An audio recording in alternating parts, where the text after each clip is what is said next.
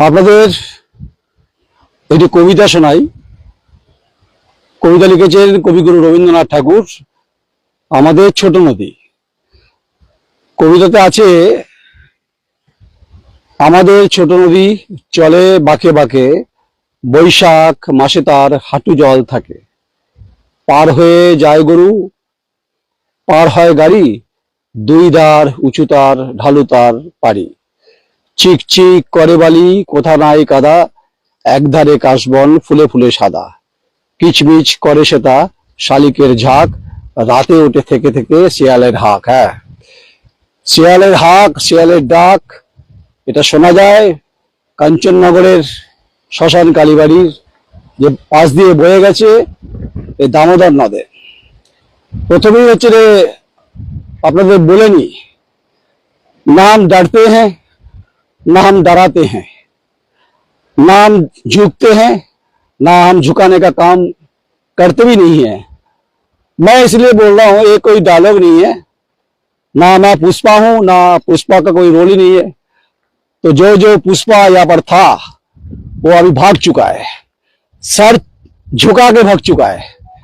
এখানকার যিনি বিধায়ক ছিলেন, প্রাক্তন বিধায়ক তৃণমূল কংগ্রেসের খোকন দাস, দামোদরের পারে স্রোত ক্রমশ আটকে আটকে যাচ্ছে। আমার চিত্র সাংবাদিক দেখাচ্ছে, হাওয়া কুল কুল করে বইছে। এই দামোদর নদকে ক্ষতিগ্রস্ত করেছে এক শ্রেণীর তালেবর, এক শ্রেণীর মাতব্বররা। Very busy without money Damodar নদের স্রোত এবং তাকে ক্ষতিগ্রস্ত করেছে। এবং এই ক্ষতিগ্রস্ত সঙ্গে অবশ্যই প্রাক্তন বিধায়ক খোকন দাসের নাম জড়িয়ে আছে। বিভিন্ন সময় তদন্ত তল্লাশি হলেও তৃণমূল কংগ্রেস যখন ক্ষমতায় ছিল তখন কারো হিম্মত ছিল না এই অঞ্চলে দাঁড়িয়ে সংবাদটা করার। আমি নয়ন রায়, আমি মনে করি সরকার তার সম্পদ ঘরে তুলে নিয়ে যাক, যে কথা মুখ্যমন্ত্রী শুভেন্দু অধিকারী বলছেন। একদিকে ইদিলপুর, একদিকে শ্মশান কালীবাড়ি, উল্টো দিকে হচ্ছে গৈতানপুর। তাহলে এখানে কাশফুল এখন নেই, যেহেতু বৈশাখ মাস শেষ, জ্যৈষ্ঠ মাস শুরু, প্যাচপ্যাচে গরম, কিন্তু নদের পাড়ে হাওয়া খুব সুন্দর। তাই কবিগুরু রবীন্দ্রনাথ ঠাকুরের কবিতার সঙ্গে এটা বেশ মেলবন্ধন খেলো বলে আমার মনে হয়েছে। এখানে সন্ধ্যার পরে গা ছমছম করা পরিবেশ ছিল, পরিস্থিতি ছিল। এখানে শেয়ালের ডাক এখনো আছে, অজস্র শেয়াল আছে। কিন্তু যারা রাজনৈতিকভাবে শেয়াল তৃণমূল কংগ্রেস যখন ছিল, তারা এখানকার নদকে ক্ষতিগ্রস্ত করেছেন। ড্রেজিং মেশিন অর্থাৎ জেসিবি লাগিয়ে বালি হচ্ছে নদ থেকে তুলেছেন। প্রথমে ক্লিয়ার করে দিই যে বৈধ অবৈধ নিয়ে আমাদের কোনো প্রশ্ন নেই, কারণ আমরা ল্যান্ড ডিপার্টমেন্টের সঙ্গে আমরা কাজ করি না। আমি সাংবাদিক নয়ন রায়, সারা বাংলায় বিভিন্ন সময় বনজ সম্পদ এবং হচ্ছে নদের এবং নদীর সম্পদ যা লুট হয়েছে তৃণমূল কংগ্রেসের জমানায়, তারা বাড়ি নিয়ে চলে গেছেন এই কোটি কোটি টাকা। এই দেখুন, এই হচ্ছে এক একটা ডিঙি মানে খাঁচা, এগুলো নদের মাঝখানে গিয়ে এখানে বালি তোলা হতো। এখন এর মালিককে বোঝা মুশকিল, পানাতে ভর্তি। যে রাস্তায় আমি হেঁটে যাচ্ছি, নদীর গহ্বরে গিয়ে সেখান থেকে বালি ওঠার পরে যে দৃশ্য দেখাবো সেটা দেখলে একটু অবাকই হবেন। প্রশাসনিকভাবে ব্যবস্থা অবশ্যই হবে। আমি চাই অন্তত সরকার, তার মুখ্যমন্ত্রী মমতা বন্দ্যোপাধ্যায় যখন ছিলেন, 8,00,000 কোটি টাকার দেনা তৃণমূল কংগ্রেস জমানায় 15 বছরে ধার করে গেছেন, মানে ঋণ যাকে বলে। তাহলে সে ঋণকে শোধ করতে হবে সরকারকে, মানে বর্তমান সরকার, মুখ্যমন্ত্রী শুভেন্দু অধিকারী। তাহলে বিপুল অর্থের যে ভান্ডারের যে ঘাটতি এবং খামতি, এর নায়ক অবশ্যই যিনি এখানকার তালেবর ছিলেন, নাম খোকন দাস। অনেকে বলতে ভয় পেতেন তার নাম। তো ভাই, डरना माना है, एक मूवी भी है, ना हम डरते हैं, শুরুতে বলেছি না हम डराते। কিন্তু যেটা দেখলাম সেটা একটু আপনাদের দেখায় যে খোকন দাস গ্যাংস্টার, এটাকে দেখেছেন? উইকিপিডিয়ার পেজে চাঞ্চল্যকর তথ্য, এই হচ্ছে তার ছবি। আমরা তো বলিনি ভাই, আমরা তো গ্যাংস্টার বলতে পারি না। গ্যাংস্টার মুম্বাইতে হয়, যদি কেউ once upon A time in Mumbai দেখেছেন মুভি, সর্দার এই হাসমি এবং আর কঙ্কনা রানাওয়াত, অজয় দেবগানের মুভি, বহু মুভি হয়েছে, গ্যাংস্টার মুভি হয়েছে, কিন্তু এখানে যে কথাগুলো বলা আছে সেগুলো অত্যন্ত ভয়ঙ্কর। বলছে খোকন দাস একজন ভারতীয় গ্যাংস্টার এবং সর্বভারতীয় তৃণমূল কংগ্রেস একজন রাজনীতিবিদ সদস্য, তিনি দক্ষিণের বিধায়ক ছিলেন। 2026 সাল পর্যন্ত তার বিরুদ্ধে 9টি ফৌজদারি মামলা নথিভুক্ত হয়েছে, যার বিএনএস আইপিসি ধারা 436 ব্র্যাকেটে সম্পত্তি ধ্বংস করার জন্য অগ্নিসংযোগ বা বিস্ফোরক হামলা, 452 আক্রমণের জন্য গৃহ অনাধিকার প্রবেশ, 325 স্বেচ্ছায় গুরুতর আঘাত করা, 148 মারাত্মক অস্ত্র নিয়ে দাঙ্গা, 149 বেআইনি সমাবেশ দ্বারা সংগঠিত, 506 অপরাধমূলক ভীতি প্রদর্শন অধীনে রয়েছে। করেছেন তো পোস্টফল ভায়োলেন্স যখন হয়েছে, যখন জিতেছিলেন, এখানে অজস্র মানুষের কান্না, বাড়িঘর ভাঙচুর, লুট তৃণমূল কংগ্রেস তো করেছে। তাই গঙ্গানের সূর্যের তেজে এবং যে টেম্পারেচার, এক তো বালি নদী, যখন সূর্য যখন বালিতে রিফ্লেক্ট করছে, তো স্বাভাবিকভাবে শরীরের মধ্যে অস্বস্তি হয়ে যাবে। আসলে এটা অস্বস্তি হয়নি খোকন দাসের। খোকন দাসের সঙ্গে জুড়ে থাকা যারা যারা মাতব্বর ছিলেন, দেখাবো মালভূমি, দেখাবো, আমার সহকর্মী বলছে মালভূমিটা দেখাবো। তো 115টা শেয়ার বিভিন্ন ঘাটে এই অঞ্চল জুড়ে তার ইশারায়, তার কথাতেই হচ্ছে, এটা কাজ হতো। ভাই কে তাকে সমীহ করে চলতেন আর কে তেলের বাটি নিয়ে ঘুরতেন, নয়ন রায় সেই জায়গাতে নেই। আমার মনে হয়েছে, আমি সেদিনও বলেছিলাম 22, 23, 24, 25 যে শাসকের আইন চলছে এখানে, খোকন দাস শাসকের আইনের তিনি রূপকার ছিল, তাই তাকে গ্যাংস্টার উইকিপিডিয়াতে বলা হয়েছে। এবার দেখাই, অনেকক্ষণ ধরে আবার চিত্রসাংবাদিক বলছে দেখাও। এই যা দেখছেন ছোটনাগপুরে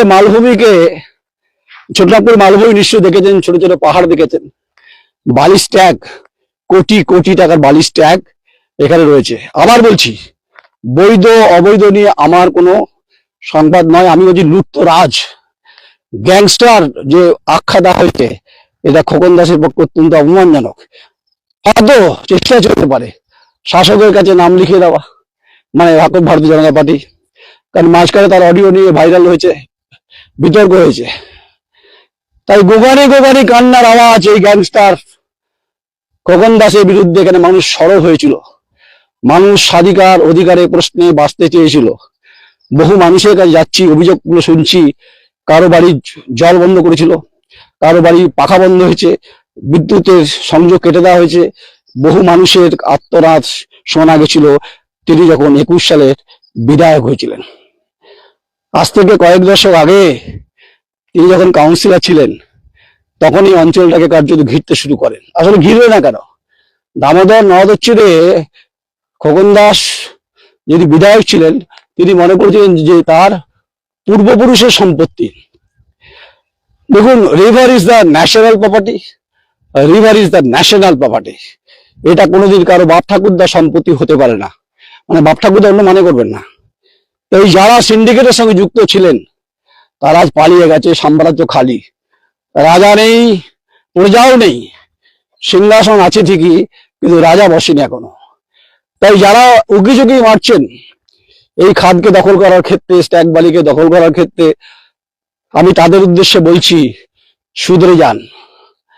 সরকারের নাম ভারতীয় জনতা পার্টি, মুখ্যমন্ত্রীর নাম শুভেন্দু অধিকারী, স্বরাষ্ট্রমন্ত্রীর নাম অমিত শাহ, রাষ্ট্রীয় অধ্যক্ষ নীতিন নবীন, প্রধানমন্ত্রী যশস্বী নরেন্দ্র দামোদর দাস মোদী। তারা কখনোই বরদাস্ত করবে না এই বিশেষ করে বন সম্পদ এবং ন্যাচারাল প্রপার্টিকে লুট করার জন্য।